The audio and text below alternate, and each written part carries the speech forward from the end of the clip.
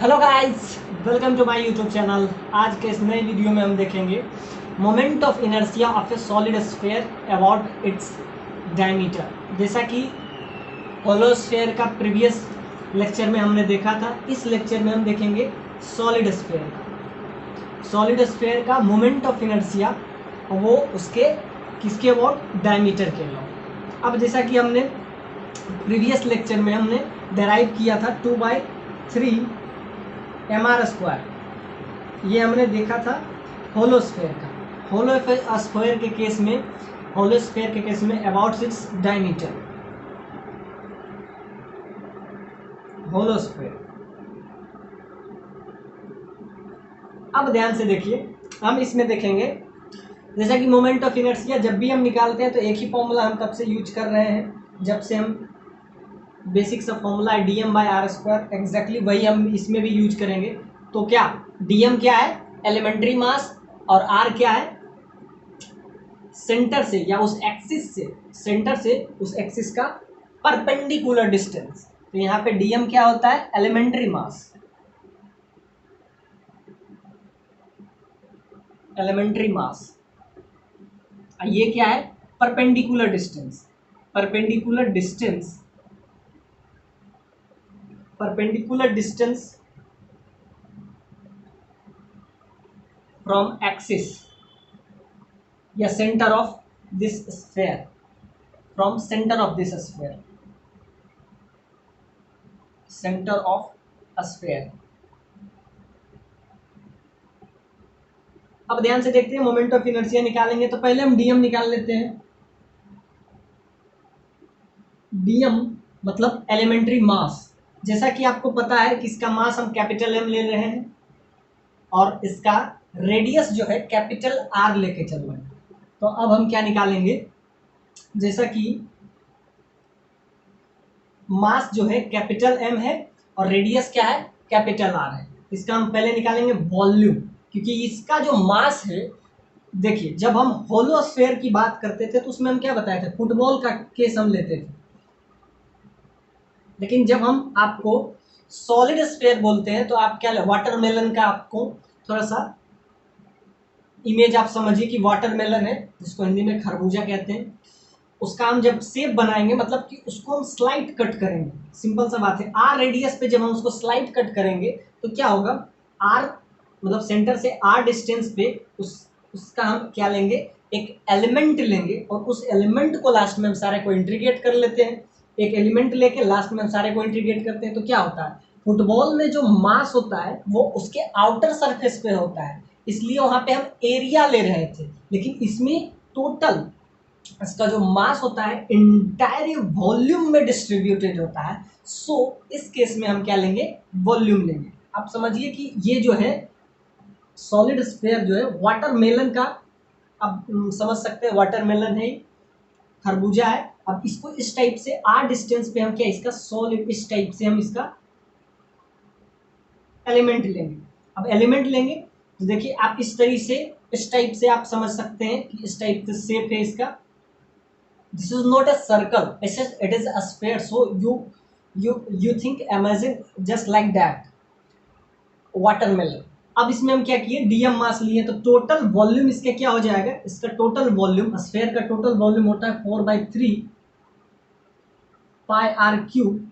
ये देखिए इतना वॉल्यूम है, तब इसका मास कितना है? आपको पता है, मास इसका है कैपिटल एम।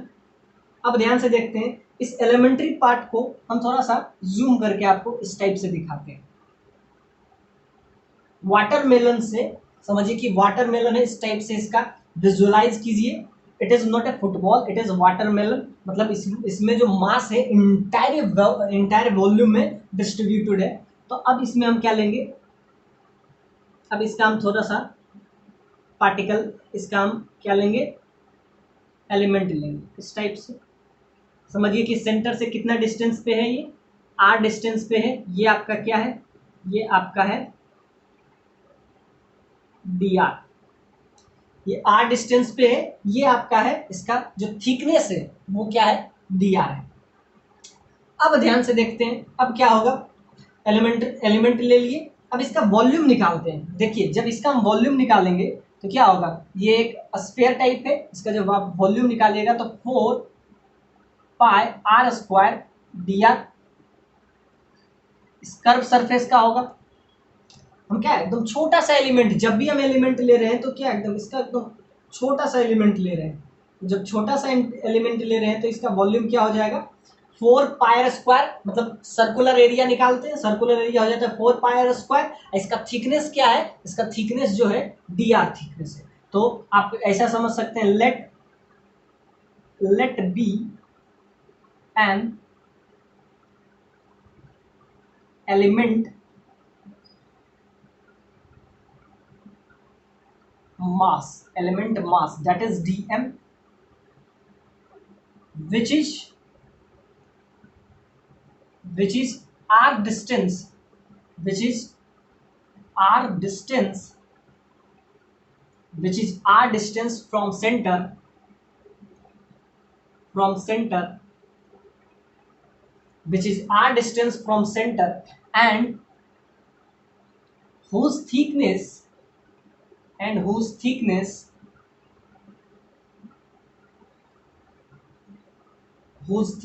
is dr।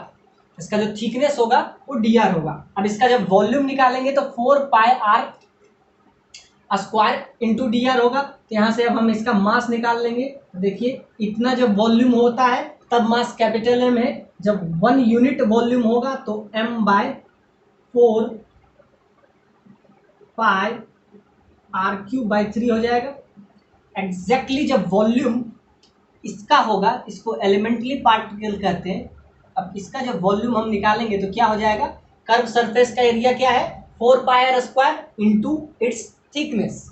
ध्यान से देखिए, इसका कर्व सरफेस का एरिया आपको पता है 4 पाई आर स्क्वायर, और उसको हम उसके थिकनेस से मल्टीप्लाई कर देते हैं। इसका थिकनेस क्या है डी आर, तब इसका क्या निकल जाता है डीएम। अब परपेंडिकुलर डिस्टेंस आपको पता है फ्रॉम सेंटर, अब डीएम चाहिए और आर चाहिए, तो यहाँ से आप निकाल सकते हैं 4 pi are square D are. इतना वॉल्यूम में कितना मास कंटेन करेगा, तो यहाँ से आपका मास निकल जाएगा capital m/4/3 pi r³ into 4 pi are square D R. यहाँ से 4 पाई से 4 पाई कैंसिल, ये 3 जो है ऊपर चला जाएगा, तो यहाँ से dm का वैल्यू क्या हो जाएगा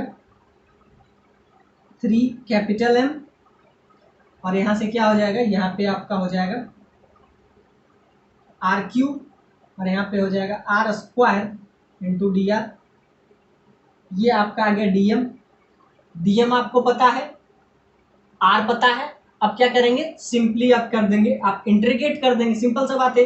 इसका एक एलिमेंट का हमको अगर मोमेंट ऑफ इनर्शिया पता है, जैसा कि ये अब क्या its behave like a hollow sphere, और होलो स्फीयर के केस में हम क्या देखे थे 2/3 mr²। 2/3 mr² का वैल्यू हम पिछले लेक्चर में हम लेके आए थे, आप उसको जरूर जाके एक बार देख लीजिए। तो आई वाई का वैल्यू हम पहले लाए थे, ये आपको एक होलोस्फीयर की तरह दिख रहा होगा, तो इसका हम पहले से निकालते हैं 2/3 mr²। एग्जैक्टली आपको पता है, m भी पता है, r भी पता है, बस अब क्या करेंगे इसमें हम वैल्यू बस अब पुट करके देखेंगे। So all about this. अब गया r निकल गया, अब क्या है ये किस टाइप से वर्क करेगा, ये वर्क आपको करेगा एज ए होलोस्फीयर। होलोस्फीयर का 2/3 mr² आपको पता है। अब एक साइड को मिटा देते हैं, अब हम इसका निकालेंगे moment of inertia of this sphere. अब तो जब इसका पता है आई वाई आपको पहले से पता है, I Y it is just equal to 2/3 mr²। m के जगह पे यहाँ पे क्या हो जाएगा dm, क्योंकि हम एलिमेंट का निकाल रहे हैं, इस एलिमेंट का हमको सिर्फ पता है। अब लास्ट में हम इसको हम इसको di लिख देते हैं, क्योंकि हम मोमेंट ऑफ इनर्शिया किसका निकाल रहे हैं एलिमेंट पार्टिकल का। सो इसको हम क्या लिख लिए एलिमेंट्री, इसको आप एलिमेंट्री आप समझ सकते हैं। di का मतलब हो जाता है उसका एलिमेंट पार्ट का ले रहे हैं, इस एलिमेंट पार्ट का हम क्या निकाल रहे हैं मोमेंट ऑफ इनर्शिया। उसी को टोटल इंटीग्रेट कर देंगे तो क्या हो जाएगा, इस पूरे सॉलिड स्फीयर का आ जाएगा, इंटायर सॉलिड स्फीयर का आ जाएगा। तो पहले हम एलिमेंट का देखते हैं। तो m के जगह पे क्या हो जाएगा, dm, r के जगह पे तो r ही हो जाएगा, आपको अब सब पता है। dm पुट कर दीजिए और दोनों साइड क्या कर देंगे, इंटीग्रेशन कर देंगे। इंटीग्रेशन राइट और लेफ्ट दोनों साइड इंटीग्रेट कर देंगे। तो ये क्या हो जाएगा, ये आपका i हो जाएगा। ये 2/3 कांस्टेंट है तो बाहर हो जाएगा। बाकी dm का वैल्यू आपको पता है क्या, 3 capital M by R cube, ये भी कांस्टेंट है। R square D R into R square, ये आर स्क्वायर ये। तो अब इसको आप इंटीग्रेट कर लीजिए। अब integration not a much challenge, ये इंटीग्रेशन अब उतना चैलेंज रहा नहीं। अब बस आप इस्तेमाल कीजिए। अब कैंसिल, देखिए ये कैपिटल M से कैपिटल ये कैंसिल आ जाएगा, तो यहाँ से आपका आ जाएगा i बराबर क्या आया है, एक बार फिर से लिख देते हैं। इंटीग्रेशन 2/3 m के जगह पे क्या हो जाएगा, m के जगह पे हो जाएगा dm। देखिए ये हम होलो स्फीयर के केस में हम निकाल के लाए थे, वही हम इस्तेमाल करेंगे। आर स्क्वायर, आर यहाँ पे क्या है कैपिटल आर, लेकिन इस केस में किस केस में, फोर एलिमेंट लिख दीजिए, for element particle, for element elementary particle और एलिमेंट्री पार्टिकल। अब देखिए, अब आपको डी पता है, डी क्या है, एलिमेंट का मोमेंट ऑफ इनर्शिया। अब हम क्या कर देंगे, बोथ साइड इंटीग्रेशन कर देंगे। बोथ साइड जब इंटीग्रेशन कर दीजिएगा तो ये डी आई में कन्वर्ट हो जाएगा। ये देखिए 2/3 ये कांस्टेंट टर्म है, ये बाहर आ जाएगा। dm का वैल्यू हम पहले निकाले थे तो आता था 3m by R cube R square B R, ये आपको m का वैल्यू आपको है, और इंटू आर स्क्वायर।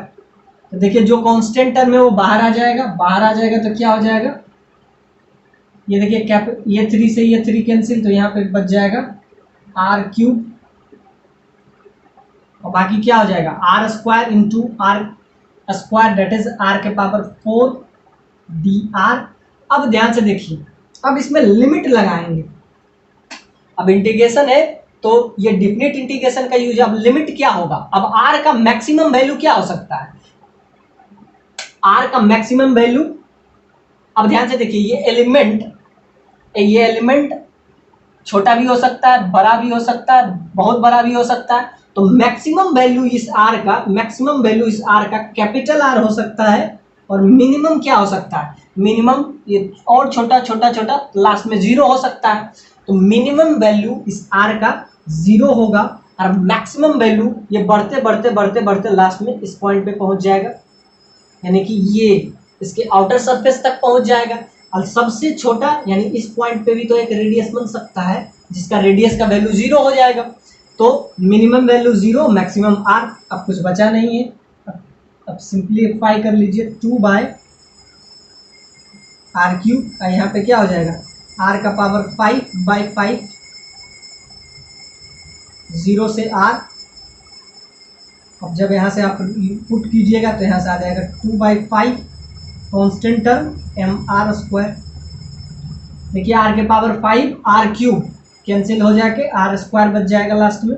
ये आपका आ गया moment of inertia of a solid sphere about its diameter, that is 2/5 M R square, where m is the total mass of this entire sphere and r is the radius of this sphere. So you will get the moment of inertia of this solid sphere about its diameter. So ये हमने देख लिया। अब हम देखेंगे एक question है जो मोमेंट ऑफ इनर्शिया का है, इसको डील कीजिए, सॉल्व कीजिए, उसके बाद हम सॉल्व करेंगे। Density of a solid sphere varies as, इसका वैल्यू आपको दे दिया A R square, a constant है। फाइंड मोमेंट ऑफ इनर्शिया, बहुत बढ़िया क्वेश्चन है, टिपिकल टाइप क्वेश्चन है, बेसिक क्वेश्चन है, जो अभी हम थ्योरी पर आए उसी पे बेस्ड क्वेश्चन है। आपको डेल का वैल्यू क्या दिया हुआ है, that is equal to A R square, और आपसे पूछ रहा है MOI, moment of inertia, moment of inertia of a solid sphere about its diameter. अब ध्यान से देखिए, अभी हम बताए थे मोमेंट ऑफ इनर्शिया निकालने का बेसिक रूल, पूरा चैप्टर में हम यही डील करते आए हैं, मोमेंट ऑफ इनर्शिया का basic rule, that is equal to dm/r², where dm is the elementary mass and r is the perpendicular distance from the center of a sphere।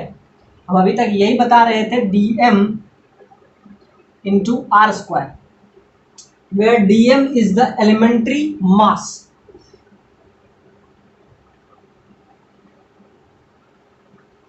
elementary mass, ये आपका है perpendicular distance,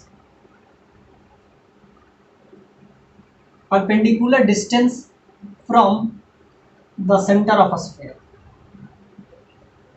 center of a sphere ये दिया हुआ है, बस यही निकालना है। अब तक अगर आप सारा डेरिवेशन समझ रहे होंगे तो ये क्वेश्चन आपके लिए बहुत आसान है। और जैसा कि डेंसिटी, डेंसिटी क्या होता है आपको पता होगा, मास बाय वॉल्यूम। अब यहां से हमको क्या निकालना है, मास, तो मास क्या हो जाएगा, यहां से मास हो जाएगा वॉल्यूम इनटू डेंसिटी। ये रिलेशन हम यूज करेंगे इस क्वेश्चन में। अगर ये रिलेशन आपको पता है तो nothing challenge in this question. फिर क्या करेंगे, ये सॉलिड स्फीयर है तो फिर हम इसमें, जैसा कि प्रीवियस क्वेश्चन में भी हम क्या लिए थे, एक एलिमेंट पार्टिकल लिए जिसका रेडियस r है, और यहां से हम क्या लेंगे,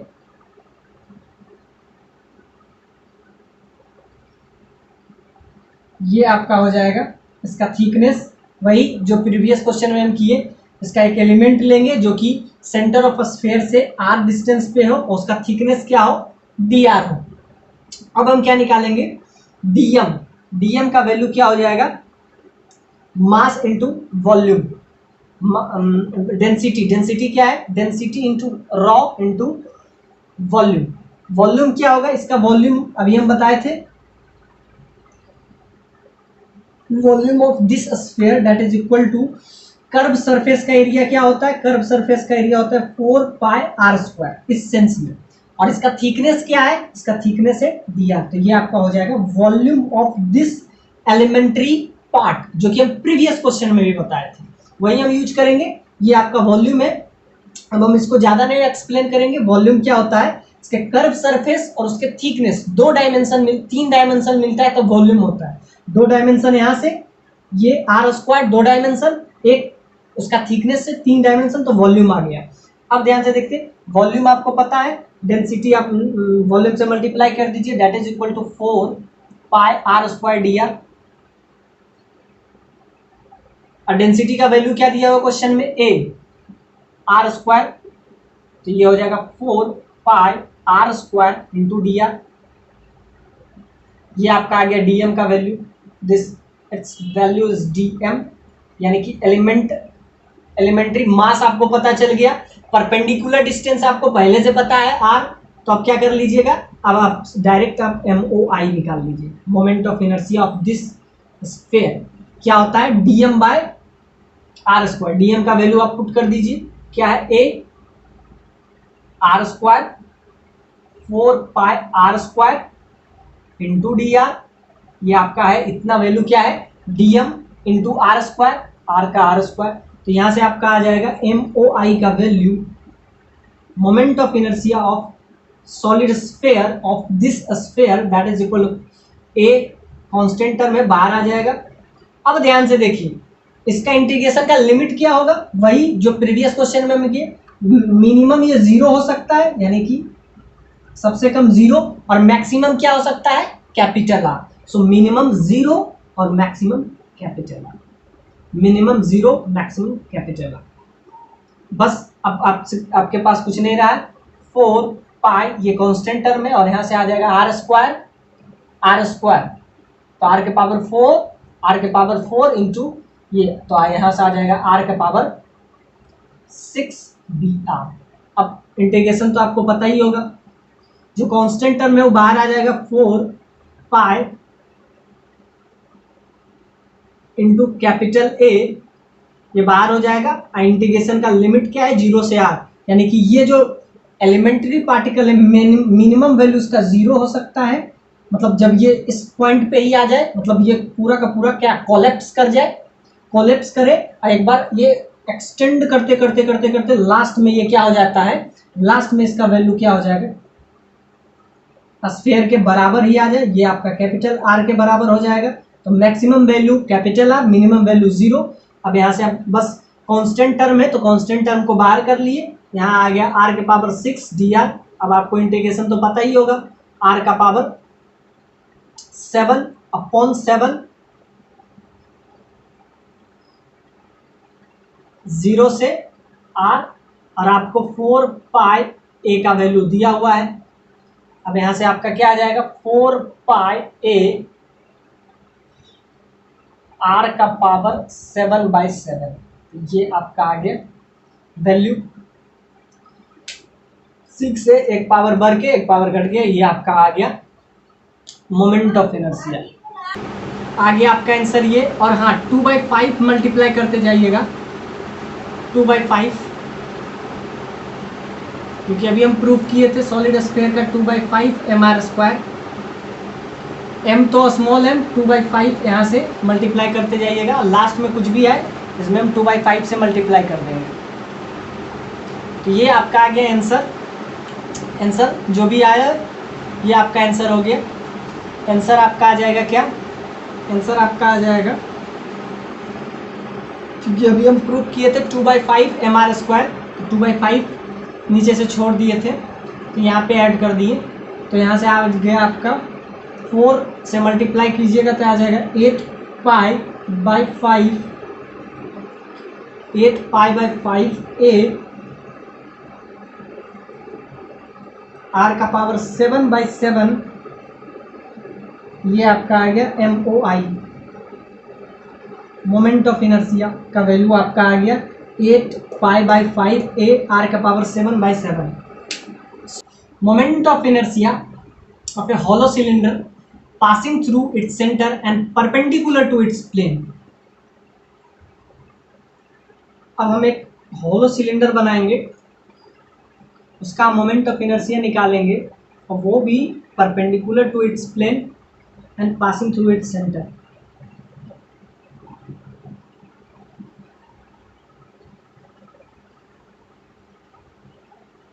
ये आपका है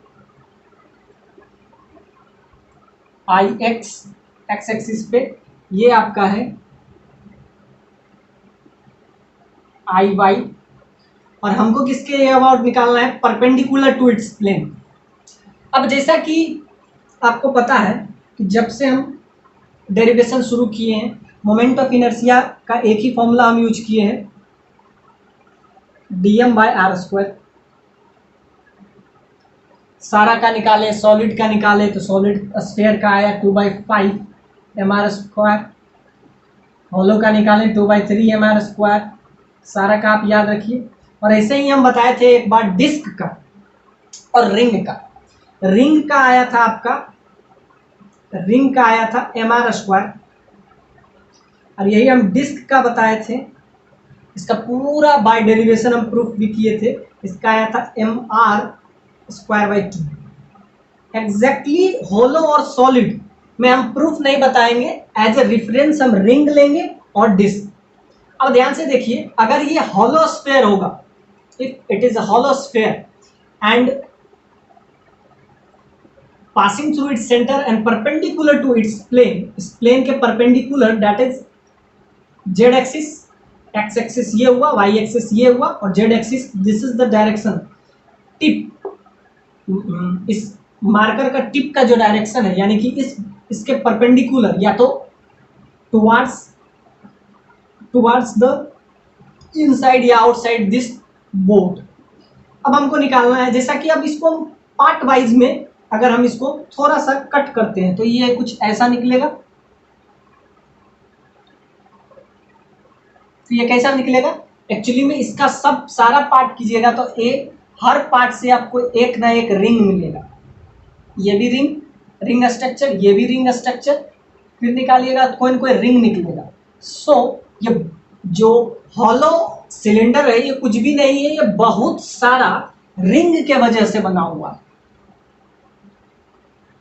बहुत सारे रिंग को आप अगर कंबाइंड कर दीजिएगा, बहुत सारे रिंग को आप कंबाइंड कर दीजिएगा तो क्या बनेगा, आपको ये हॉलो सिलेंडर बनेगा। मतलब जो मोमेंट ऑफ इनर्शिया हम यूज करे थे रिंग के केस में, वही आ जाएगा आपका हॉलो सिलेंडर के केस में। तो रिंग के केस में हम यूज किए थे mr², इसलिए यूज किए थे क्योंकि यहाँ पे जो मास डिस्ट्रीब्यूटेड होता है in ring, that is r distance from centre, centre से r डिस्टेंस पे ही इसमें इस टाइप से अगर आप इसका फिगर बनाए तो यहाँ से सेंटर से r डिस्टेंस पे क्या रखा रहता है, r डिस्टेंस पे इसका मास अवेलेबल होता है। So that is mr²।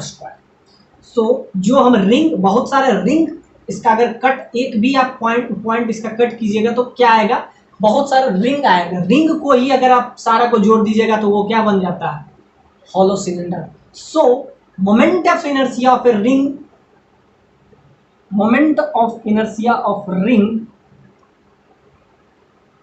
is equal to moment of inertia of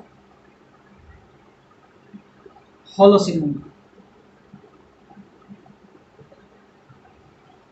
So that is equal to mr²। यानी कि इसका अगर मोमेंट ऑफ इनर्शिया आपको पता हो किसके अबाउट, हाँ ये भी बहुत इंपॉर्टेंट है, जिस दिन हम बता रहे थे उस बताए थे कि मोमेंट ऑफ इनर्शिया आप निकाल तो रहे हैं, लेकिन ये आपको पता होना चाहिए कि मोमेंट ऑफ इनर्शिया किस एक्सिस के थ्रू निकाल रहे हैं। तो हम किस एक्सिस के थ्रू निकाल रहे हैं, आई जेड का वैल्यू आपको पता है, I Z is equal to mr²। तो आई जेड आपको पता है, आपको अगर आई एक्स निकालना हो तो क्या कीजिएगा, आप इस रिजल्ट को याद रखिएगा, परपेंडिकुलर एक्सिस थ्योरम को, I X plus I Y that is equal to I Z. आपको अगर आई एक्स का वैल्यू निकालना हो तो क्या कीजिएगा आप, सिंपल सा बात है, आई एक्स का वैल्यू आपको निकालना है, आई जेड का वैल्यू आपको पता है mr², यही आई एक्स का वैल्यू अगर आपको निकालना हो, एक्स एक्सिस में निकालना हो, सिंपल सा बात है। बहुत सारे ये रिंग के वजह से ये बना, तो एक रिंग का क्या होता है, एक रिंग का जेड डायरेक्शन में, हम जेड डायरेक्शन की बात कर रहे हैं, आई जेड का वैल्यू mr² होगा। लेकिन यही अगर आई एक्स का वैल्यू पूछे, moment of inertia of a hollow sphere about its diameter, अगर डायमीटर के अलाउंड पूछे तो क्या होगा, तो अलग अलग आंसर होगा। हम यूज करेंगे परपेंडिकुलर एक्सिस थ्योरम। ये हम तब बता रहे हैं mr² जब हम जेड डायरेक्शन यानी कि passing through centre and perpendicular to its plane, तब इसका वैल्यू होता है mr²। और यही हम यूज करेंगे अगर हम यूज करते हैं आई एक्स में हमको निकालना है तो I X plus I Y that is equal to I Z. और आपको पता है आई एक्स में क्या होगा, आई एक्स में क्या हो जाएगा, अब ध्यान से देखिए, हम बताए थे कि बाय सिमेट्री से आई एक्स का भी वैल्यू वही होगा जो आई वाई का होता है, I X is equal to I Y. तो आई एक्स में क्या हो जाएगा, आई एक्स दोनों अगर बराबर हुआ तो 2ix हो जाएगा, that is equal to mr²। So I X का वैल्यू क्या हो जाएगा, mr²/2। लेकिन ये सिर्फ एक डायमेंशन की बात हो रही है, एक डायमेंशन इसमें और है, इसमें दो डायमेंशन है। रिंग में तो बस एक ही डायमेंशन होता है, लेकिन इसमें एक और डायरेक्शन है, एक्स भी है वाई भी है। तो ध्यान से देखिए, आई एक्स का वैल्यू आपका हो जाएगा mr²/2 तो होगा ही, प्लस ये एक और डायमेंशन है, इसमें लेंथ भी है और ब्रेथ भी है।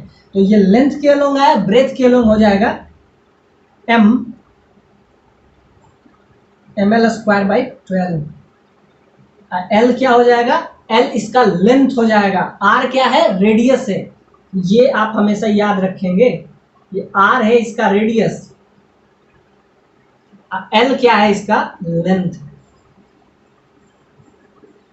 L is a total length and R is its length, R is its radius, ये आपका है रेडियस, ये आपका रेडियस है और ये क्या है लेंथ है। सो आई एक्स का वैल्यू क्या आ गया, एम आर स्क्वायर बाई 2 हुआ और plus M L square by 12, but L क्या है length of this hollow sphere. So I X का वैल्यू अगर आ गया तो आई वाई का भी वैल्यू वही होगा जो आई एक्स का है, तो एम आर स्क्वायर बाई 2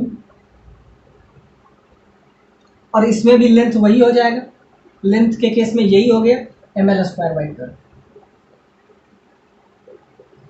तो यहां से आई जेड का वैल्यू क्या था एम आर स्क्वायर, वही आई एक्स का वैल्यू आपको निकालना हो तो M R square by 2 plus M L square, क्योंकि इसमें दो लेंथ है, इसमें लेंथ भी है ब्रेथ भी है, लेकिन अगर आप रिंग देखते हैं तो उसमें लेंथ और ब्रेथ दोनों नहीं होता है, एक ही डायमेंशन होता है, इसीलिए उस केस में डायरेक्ट एम आर स्क्वायर हो जाता है perpendicular to its plane, but in X direction में क्या होगा ये दोनों होगा। तो हम अब तक क्या सीखे, moment of inertia of A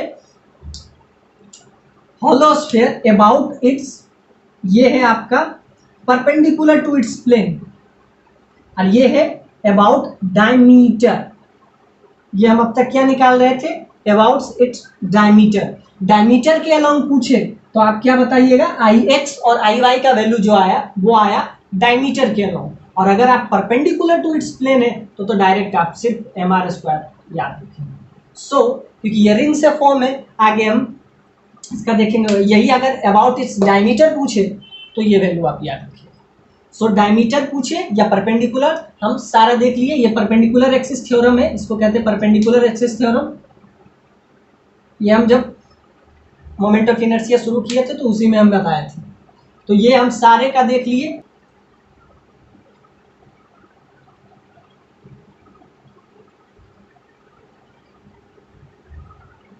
passing through its center and perpendicular to its plane and perpendicular to its plane, आपको ये निकालना है कि moment of inertia of solid cylinder passing through its centre and perpendicular to its plane. अब जैसा कि अगर ये सॉलिड स्फीयर है तो यानी कि ये सारा पार्ट्स में वॉल्यूम इसका इन्वॉल्व होगा। अभी तक हम देखे थे हॉलो ऑफ सॉलिड, सॉलिड को अगर आप सिंपल सा बात है ब्रेक कीजिएगा तो क्या आएगा, एक्चुअली में सॉलिड आता है डिस्क, अगर इसके किसी भी एक पार्ट को आप स्लाइटली कट करें, इस टाइप से स्लाइट कट करिएगा तो आपका आएगा डिस्क, और डिस्क का हम बताए थे एम आर स्क्वायर बाई 2। तो इसमें अलग से हम प्रूफ नहीं करेंगे, जो डिस्क में बताए थे डिस्क में भी यही बताए थे, passing through its centre and perpendicular to its plane that is M R square by 2। तो इसके केस में भी होगा आई जेड का value that is equal to M R square by 2। तो क्या हो जाएगा, क्या लिखेंगे, moment of inertia of disc is equal to moment of inertia of solid sphere.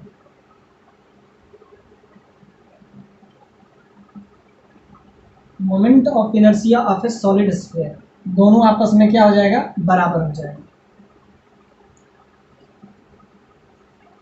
तो एम आर स्क्वायर बाई 2, लेकिन ये क्वेश्चन नहीं है। अगर आपसे पूछेगा moment of inertia of solid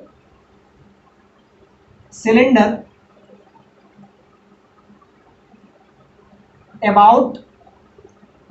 about its diameter, अगर डायमीटर के अलोंग पूछा तो मतलब इसके अबाउट, जब डायमीटर के अलोंग पूछे यानी कि आई एक्स का वैल्यू पूछे तो क्या होगा, जैसा कि सिमिलरली जैसा कि हम पीछे वाले में काम किए थे तो क्या होता है, एम आर स्क्वायर था तो ये हो जाएगा परपेंडिकुलर एक्सिस थ्योरम हम लगाएंगे, यानी कि I X plus I Y that is equal to I Z. तो क्या हो जाएगा, सिमिलरली आई एक्स जो होगा आई वाई के बराबर हो जाएगा, जैसा कि प्रीवियस में हम काम किए थे, यानी 2IX is equal to I Z का वैल्यू आपको पता है हमारे स्क्वायर बाई 2, तो यहां से आ जाएगा आई एक्स का वैल्यू mr स्क्वायर बाई 4। तो आई एक्स का वैल्यू आ गया, लेकिन इसमें 2 डायमेंशन है, डिस्क में सिर्फ एक ही डायमेंशन होता है, तो डायमेट्रिकली आप डायरेक्ट ये लिख सकते हैं। इसमें 2 डायमेंशन है, तो एक डायमेंशन के अलोंग तो ये हुआ, और ये जो डायमेंशन है वो लेंथ का डायमेंशन है, तो वो हम लिखेंगे ml स्क्वायर बाई 12, जो कि हम जब रॉड का बताए थे, तो रॉड में क्या होता है, रॉड का हम MOI बताए थे, moment of inertia passing through its centre and perpendicular to its plane, that is ml square by 12। तो उसमें हम बताए थे कि रॉड में जो होता है, रॉड में थिकनेस नहीं होता है, मतलब एक डायमेंशन नहीं होता है, सिर्फ एक डायमेंशन होता है, जिसके वजह से सिर्फ उसका ml स्क्वायर बाई 12 होता है, बिकॉज इन रॉड ही has no thickness, rod has no thickness,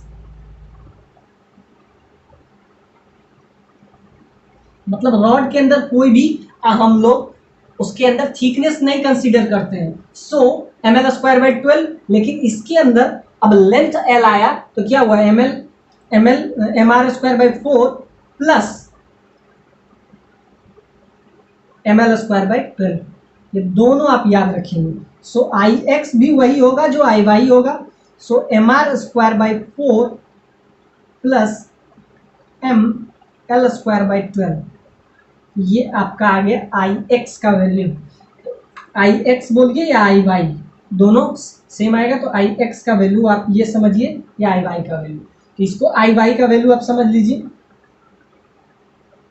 इसमें ये हो जाएगा, ये आपका जो आ गया आई वाई का वैल्यू आएगा, तो आई वाई का वैल्यू क्या आ गया, mr square by 4 plus ml square by, l क्या है, length of this solid cylinder.